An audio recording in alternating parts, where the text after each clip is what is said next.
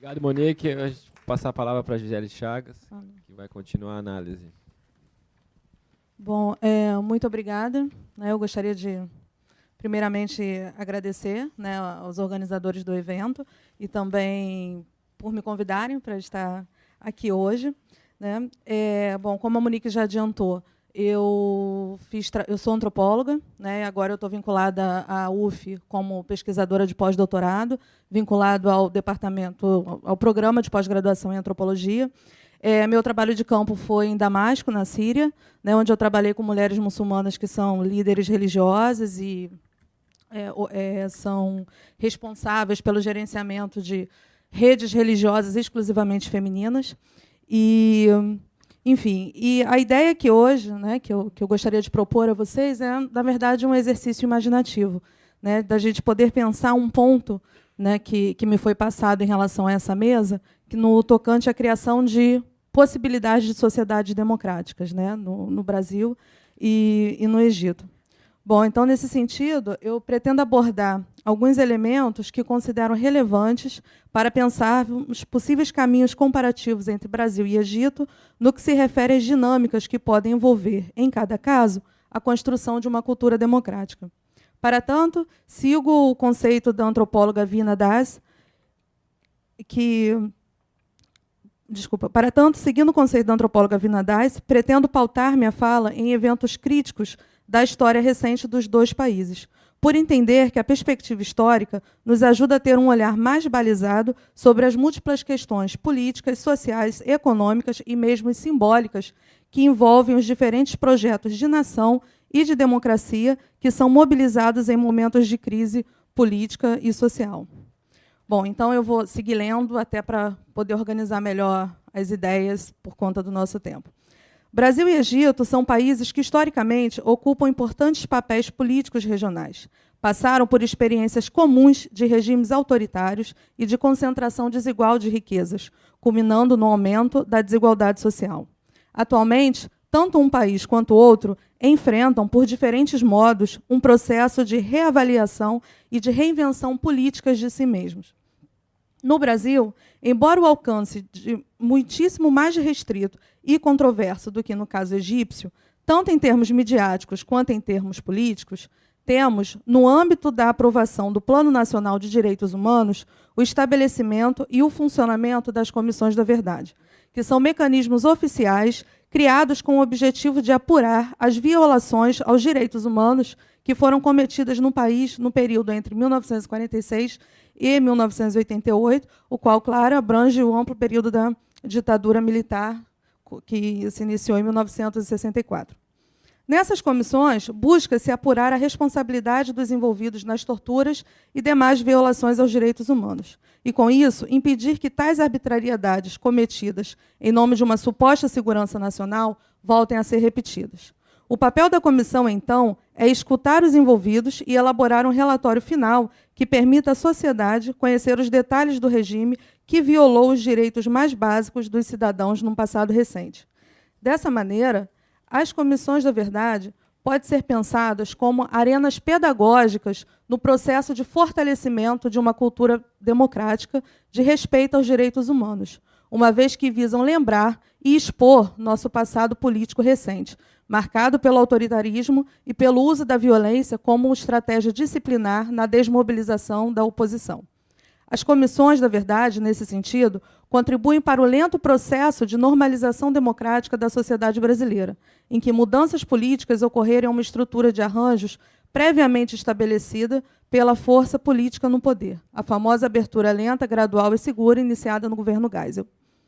Já no Egito, para fazer o nosso parâmetro comparativo, temos os levantes populares e espontâneos que, com maior ou menor intensidade, tomaram conta do país desde janeiro de 2011 e que provocaram a renúncia de Hosni Mubarak no poder há 30 anos.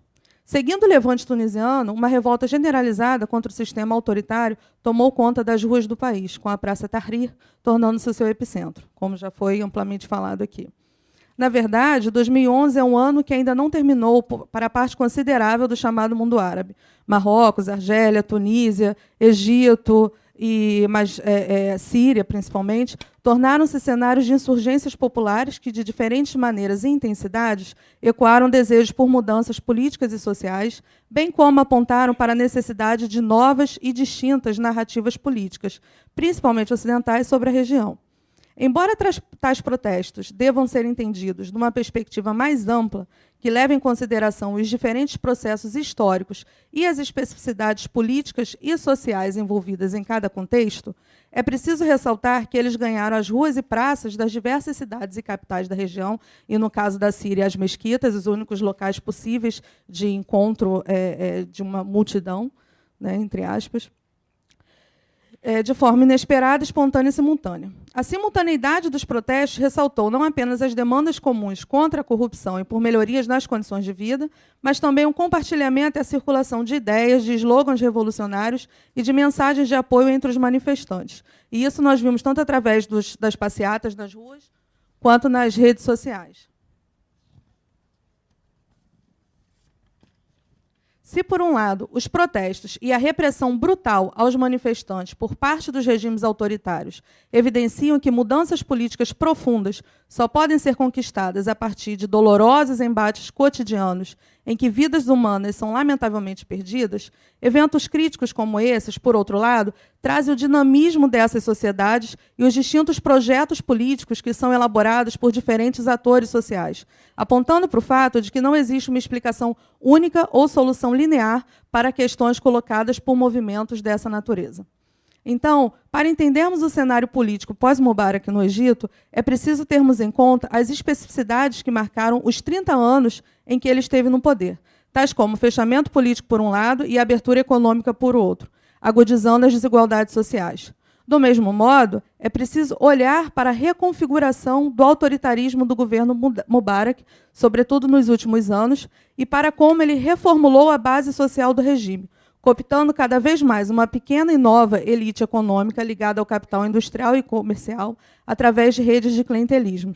Estas cada vez menos capazes de incluir outros setores da sociedade, levando, então, a uma insatisfação social e ao esgotamento gradual do regime.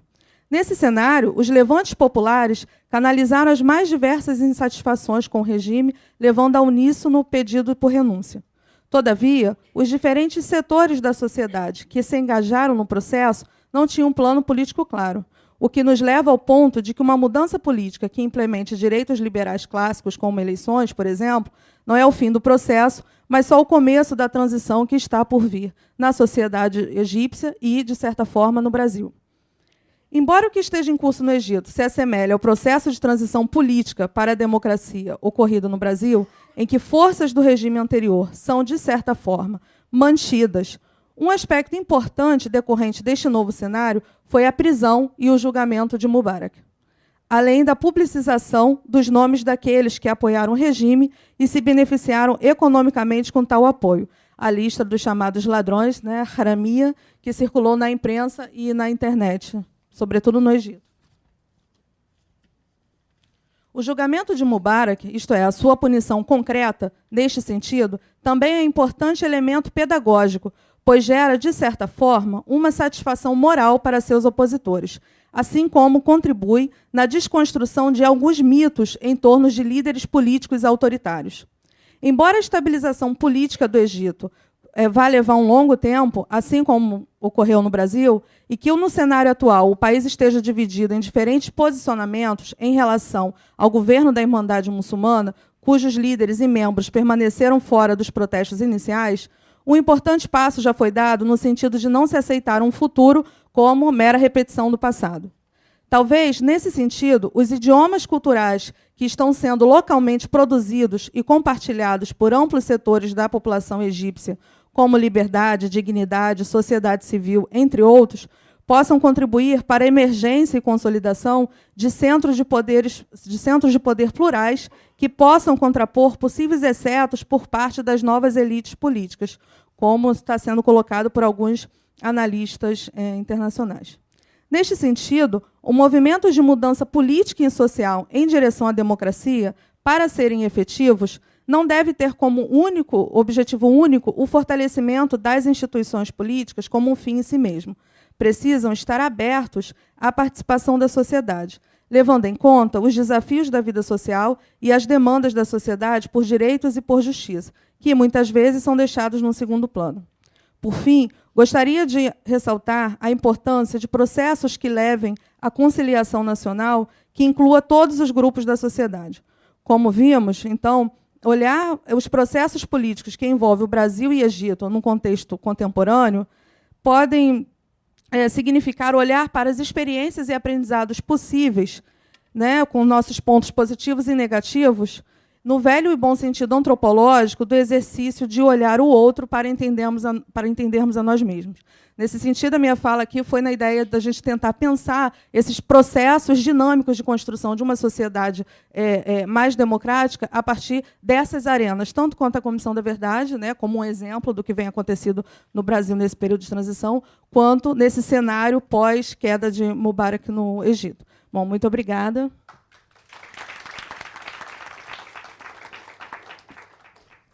Obrigado, Gisele. Eu, então, convido o embaixador Cesáreo Melantônio a fazer suas considerações sobre a situação. Por favor, embaixador. Obrigado, professor. Em primeiro lugar, eu queria agradecer o SEBRE pelo convite para participar e manifestar o meu contentamento, porque superou de longe as minhas expectativas. Em qualquer evento, você sempre avalia, não é? Se o evento ficou abaixo, nas ou acima. E, para mim, eu vejo agora, no final do evento, com a nossa reunião de ontem também, com a nossa colega do Egito e as nossas colegas e colegas do Brasil, que o interesse pelo Oriente Médio, como a professora Monique, com a sua especialização na Turquia, eu fui embaixador na Turquia antes do Egito, tive muito prazer em escutar o que a professora disse, e a professora Gisele, com a sua especialização na Síria, meus parabéns, mostra o interesse crescente, vocês todos aqui, no Brasil, pelo Oriente Médio. Eu queria começar, como o professor já se referiu, com a questão do sistema internacional e o Oriente Médio. O Oriente Médio está mudando muito a sua posição relativa com o sistema internacional. E, naturalmente, com a grande potência, que não é a única, os Estados Unidos, mas também, eu não vou generalizar, os 27, com alguns países que se alinham mais automaticamente com os Estados Unidos na União Europeia, como é o caso da Grã-Bretanha. Ontem nós já tivemos uma discussão, e eu vou dizer a questão dos países que têm maior peso político e econômico no Oriente Médio, muçulmanos, evidentemente, temos o quinto, que é Israel, mas que são exatamente a Turquia, o Egito, a Arábia Saudita e o Irã. O Irã, até 1979, como todos nós sabemos, era um aliado estreito não só dos Estados Unidos, mas de Israel. Ou seja, para a questão do poder internacional, do sistema internacional, do equilíbrio do sistema internacional, a perda para os Estados Unidos e os países alinhados no Oriente Médio com os Estados Unidos do Irã é enorme.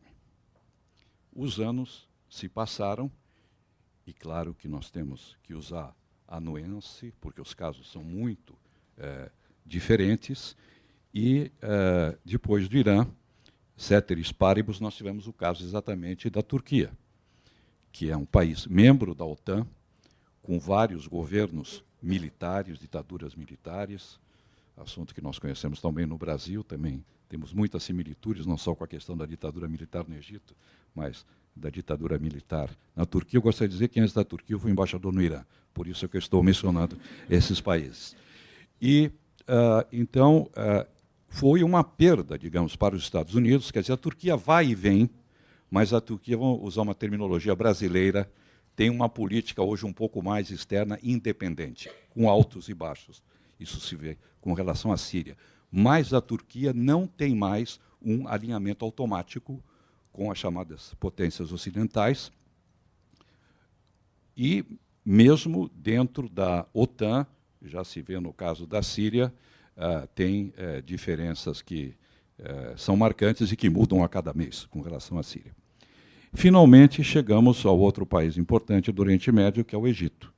E também guardando as diferenças do Egito para a Turquia e para o Irã, o Egito, pelo menos durante os 30 anos do Mubarak, foi extremamente alinhado com os interesses ocidentais e é uma perda, eu diria também, para essas potências o fato de o Mubarak ter saído.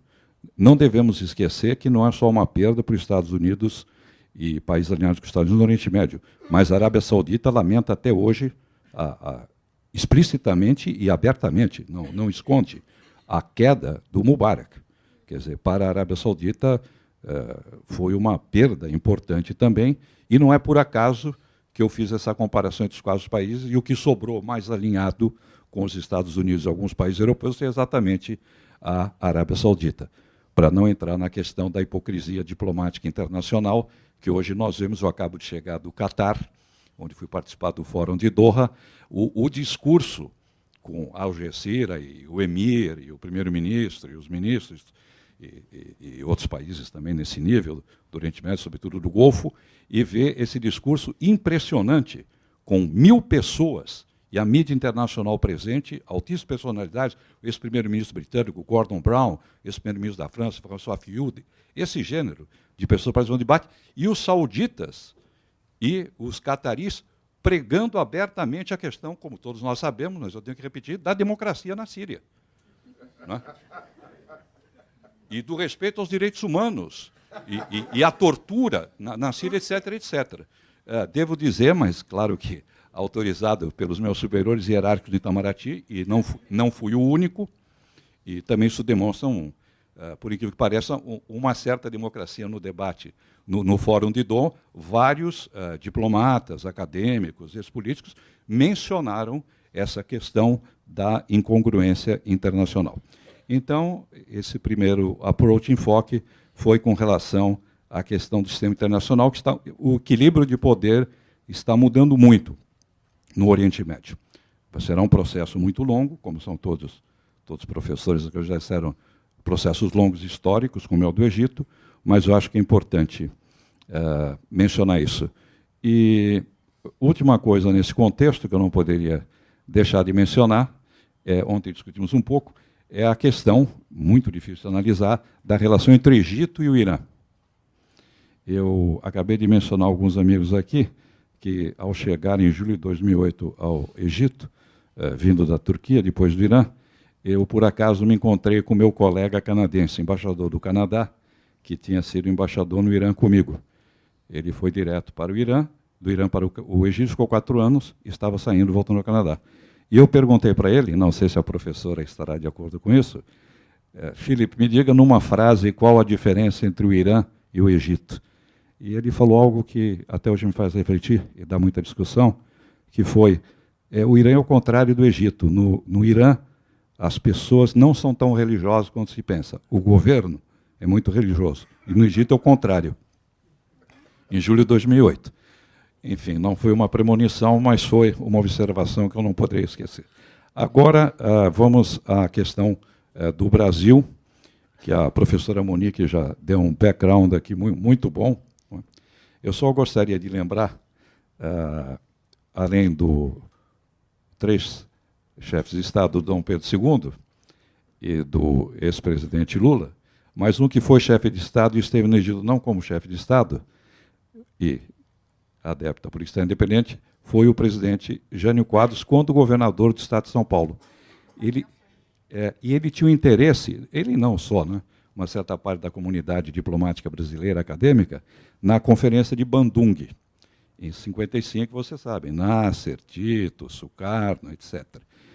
E ele até falou com o presidente Nasser e conseguiu trazer para o Brasil. Esse professor ainda está em São Paulo, professor, aliás, chama-se Nasser, tem mais de 90 anos, conseguiu trazer o primeiro professor de língua e literatura árabe para o Brasil e criar na USP a primeira unidade, primeiro curso de língua e literatura árabe no Brasil.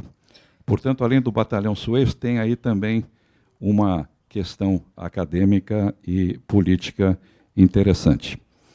A grande inflexão, eu diria, do Brasil, não só com o Egito, mas com os países árabes, os 22 países árabes, membros da Liga Árabe, foi o governo do ex-presidente Lula. essa visita, não só ao Egito, mas a primeira visita de um presidente brasileiro à Liga Árabe, aos 22 países da Liga Árabe, foi um marco no relacionamento do Brasil com o mundo árabe.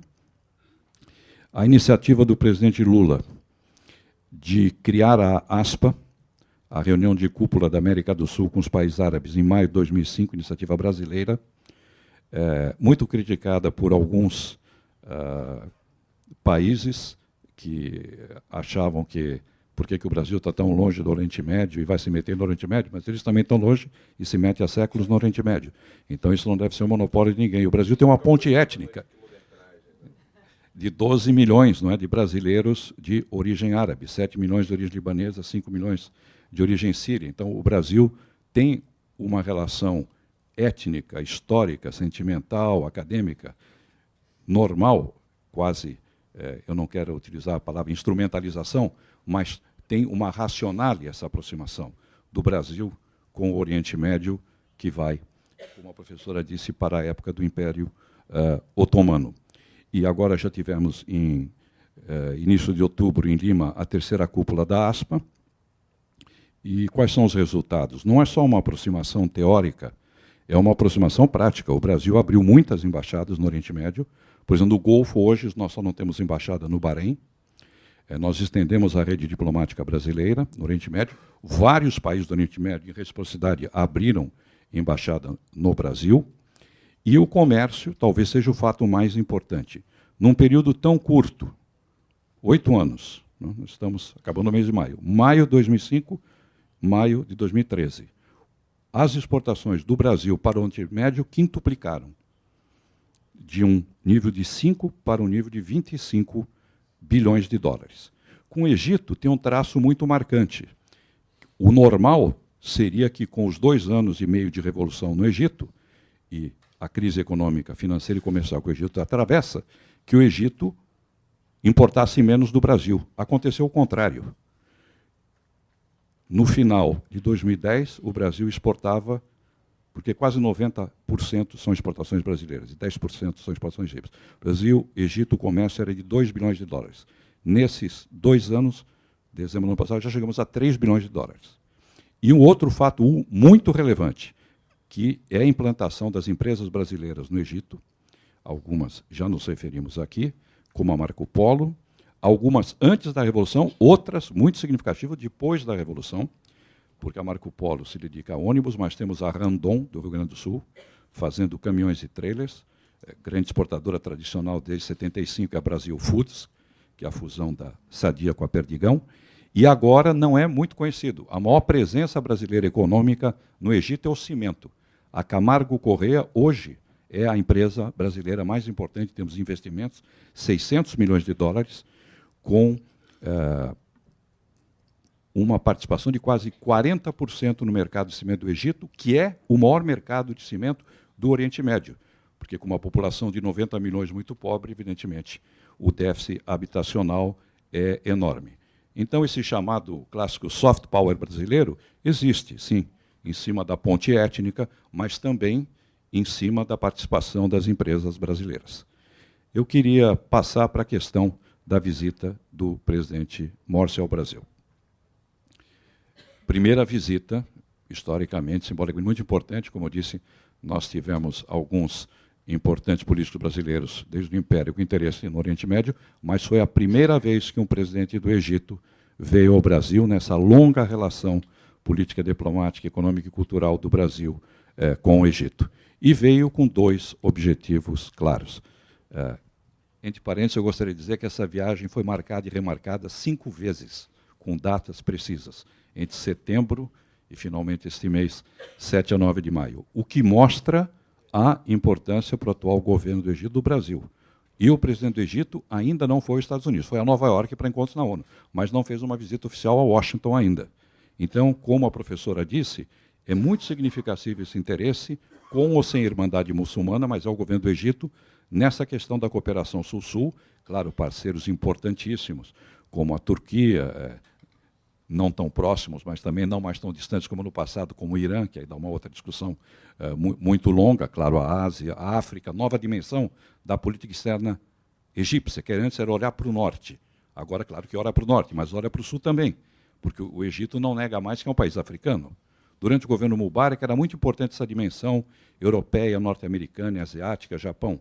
Agora há uma grande inflexão da política externa egípcia como membro da União Africana e o relacionamento com os países da África subsaárica. Mas, voltando ao Brasil e à visita do presidente Morsi. Então, o primeiro ponto, já foi aqui largamente mencionado, é a inclusão social.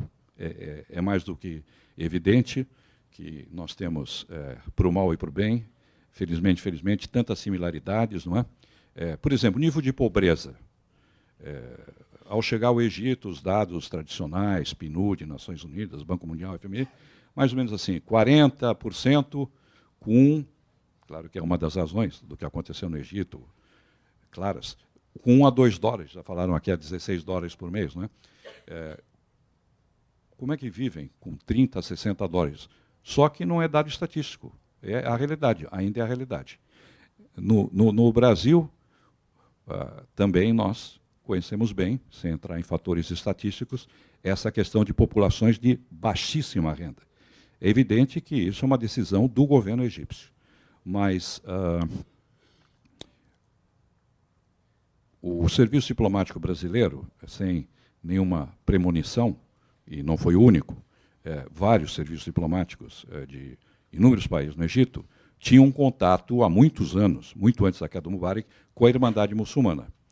Porque em 2005, um pouco sob pressão, um pouco não, bastante sob pressão internacional, o presidente Mubarak fez uma revisão da lei eleitoral egípcia.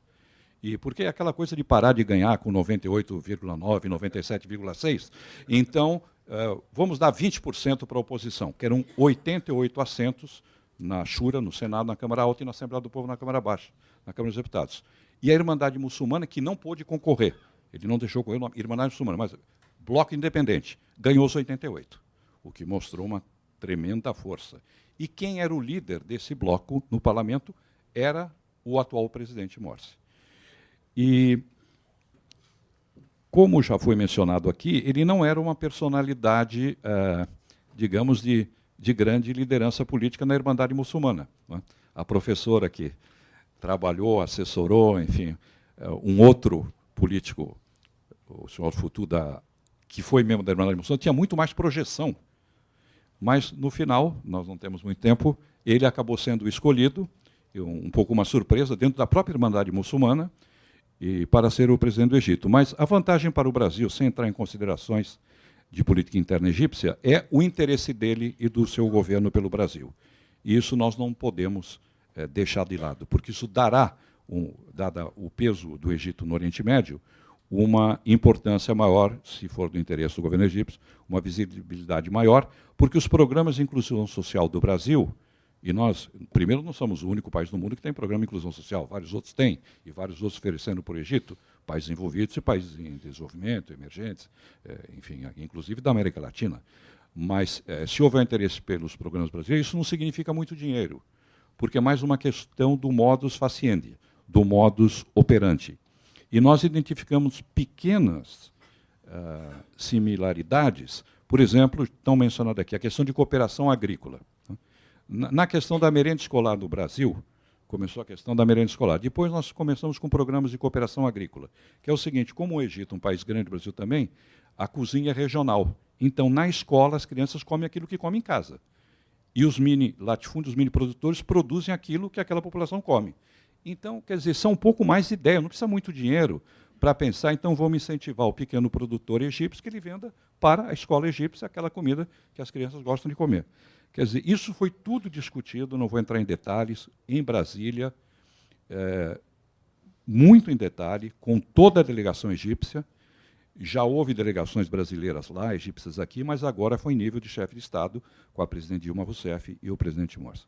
E o segundo capítulo da visita, eu vou acabar por aqui, foi o capítulo empresarial em São Paulo, também já nos estendemos muito, claro que o Egito precisa de investimento, e as empresas brasileiras, gostemos ou não da expressão primavera árabe, enfim, com as mudanças no mundo árabe, não tem tido medo. Não tem tido medo. Né? Para não falar da Turquia, que é um país que passou em 10 anos da 27ª, 17ª economia do mundo. Mas, por exemplo, as empresas brasileiras estão indo agora mais para o Marrocos. Empresas grandes, como a Votorantim, mais para a Tunísia. Não são investimentos de pequeno montante, não. São 150 milhões de euros, 350 milhões de euros, 500 milhões de dólares. São investimentos grandes que as empresas brasileiras estão capitalizadas e dispostas a bancar o risco do Oriente Médio. Essas empresas tiveram, as grandes, as pequenas e médias, encontros com o presidente Morsi, na Fiesp, na Federação das Indústrias, e as grandes tiveram encontros particulares no nível de CEO, de presidentes. Portanto, as perspectivas para o Brasil no Oriente Médio são muito importantes, políticas, econômicas, culturais, financeiras, e se os países do Oriente Médio que estão sofrendo esse processo de transformação tiverem interesse na nossa cooperação, nós temos muito interesse. Obrigado.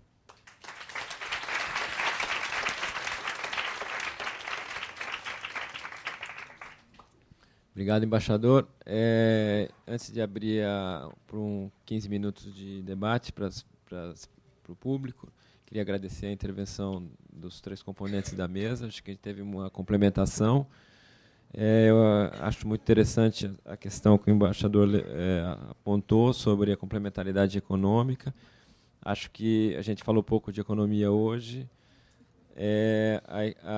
Acho que a reconstrução da democracia no Egito, ela deve passar, não necessariamente, mas inevitavelmente, vai acabar passando pela reconstrução da economia egípcia. Ela é uma economia muito particular, com uma grande participação do Estado, né, com grande participação de empresas públicas, e que, mesmo com a geração de crescimento até de nível surpreendente nos últimos anos, com um crescimento até elevado, muito puxado pelo algodão, né, é uma economia que cresce e não gera empregos, né.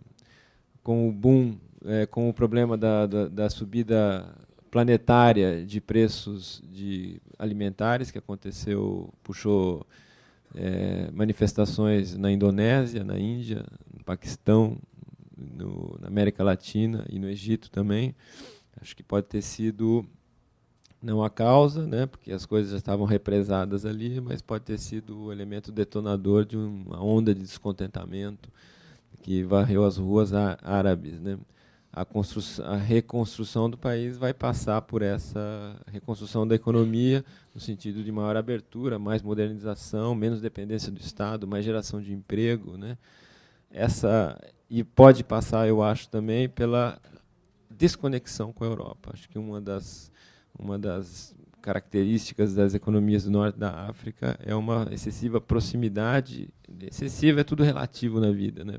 Nunca foi considerado como excessivo, mas como a Europa, surpreendentemente, ruiu, e essa ruína econômica não é temporária, ela tem elementos estruturais de longo prazo, acho que necessariamente o norte da África, o Oriente Médio, pode ser obrigado a se reconverter, se afastar um pouco da Europa e se aproximar de outras economias que, né, a gente tem muito falado, o capitalismo está em crise estrutural, mas o capitalismo está funcionando de outras maneiras em outros lugares, né? A China está presente ali, não está, embaixador? No Egito, né? Muito presente ali no Egito também. Acho que o Brasil é um polo de atração e de oportunidade para essa nova inserção com a qual que eu acredito que o Egito vai ser confrontada.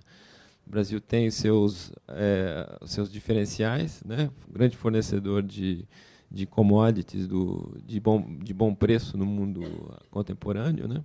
Não só através da cooperação tecnológica, mas eu acho que o comércio também, né? Acordos tarifários funcionam, né? Eles provocam redução do... O Brasil tem muito a exportar ali para esse setor ali. Eu acho que Índia, tecnologia, eles falam inglês, né? Acho que eles vão se reconverter um pouco ali para os BRICS ali, e eu acho que vai ser um elemento importante nessa reconstrução democrática, né? Acho que para fechar um pouco essa... gostaria, então, de passar ao plenário para algumas questões para a gente complementar e enriquecer o debate que foi feito.